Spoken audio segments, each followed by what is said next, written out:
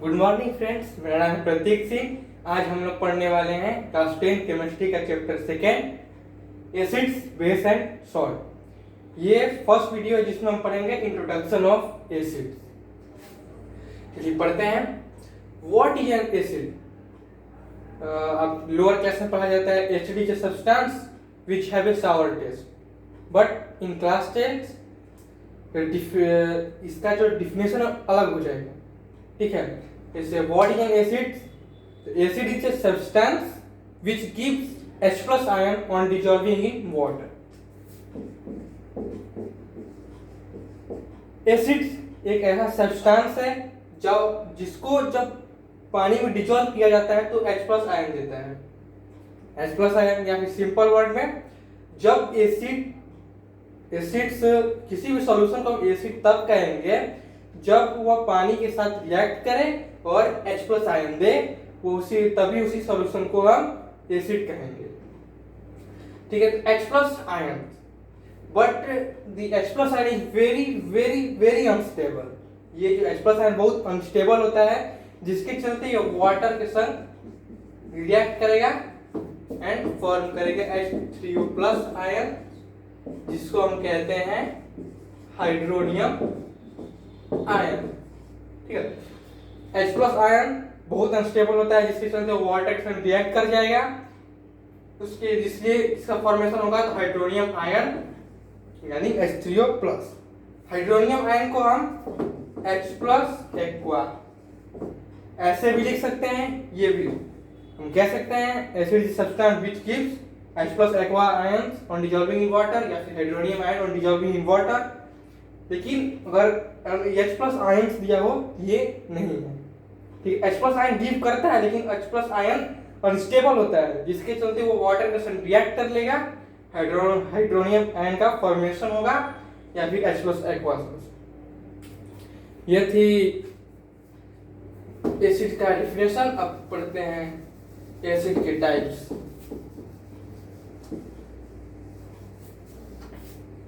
First है organic, second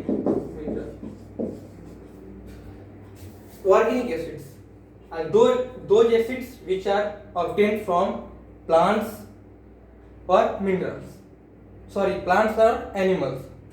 organic acids वो acids हैं जिनको हम obtain करते हैं किससे? plants या animals से, जैसे एसिटिक एसिड, फॉर्मिक एसिड, टेरिक acid, oxalic acid, citric acid. Nitric acid is found in tamarind, oxalic acid found in apple, citric acid found in lemon, acetic acid is found in vinegar, tomato ketchup, formic acid is found in ant sting। तो ये होगा organic acid. What is a mineral acid? Mineral acids are those acids which are obtained from the minerals of the earth।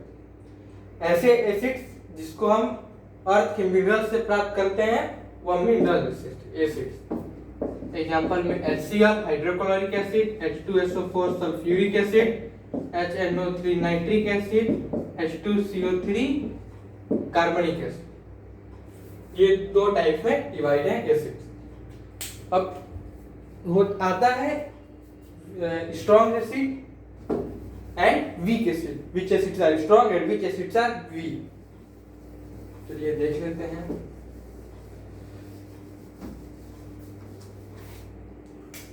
Strong mineral,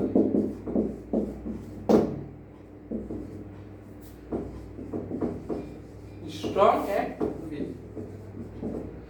जो भी organic acids हैं, जितने भी organic acids होते हैं वह वीक एसिड्स हैं। जितने भी आपको मिल जाएगा ऑर्गेनिक एसिड वह सभी वीक एसिड। और जितने भी मिनरल एसिड होते हैं वह स्ट्रॉन्ग एसिड, लेकिन इसमें एक्सेप्शन है। जितने ऑर्गेनिक एसिड है वो तो वीक एसिड है, लेकिन जितने मिनरल एसिड है एक को छोड़कर सभी स्ट्रॉन्ग एसिड है। H2CO3 कार्बनिक एसिड एक मिनरल एसिड है, लेकिन ये स्ट्रॉन्ग नहीं, ये वीक एसिड है। ठीक, इतना क्लियर है। अब आ जाता है dilute and concentrated acid.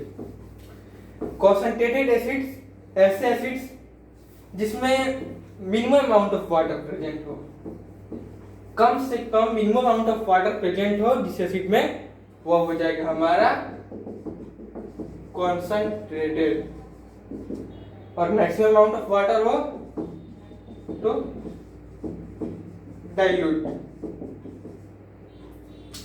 Concentrated acid तो ठीक है HCl होता है, उसको पानी में डिसॉल्व करेंगे तभी जाके वो एसिड बनेगा।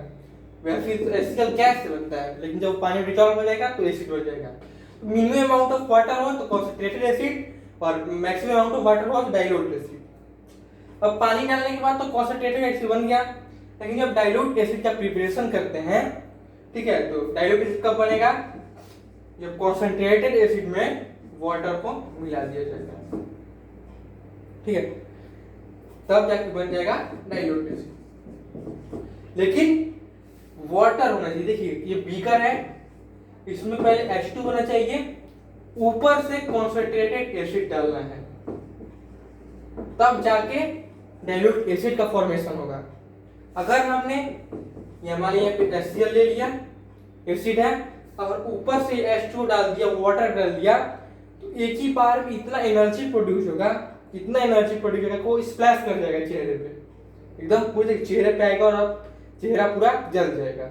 इसलिए डाइल्यूट एसिड बनाने के लिए सबसे पहले वाटर में कॉन्सेंट्रेटेड एसिड डाला जाता है। क्या क्लियर है? अब आते हैं कुछ इंडिकेटर्स होते हैं जो बताते हैं कि जो सॉल्यूशन है वो एसिडिक है या बेसिक इन नेचर। चलिए उन इंडिकेटर्स को देख लेते हैं।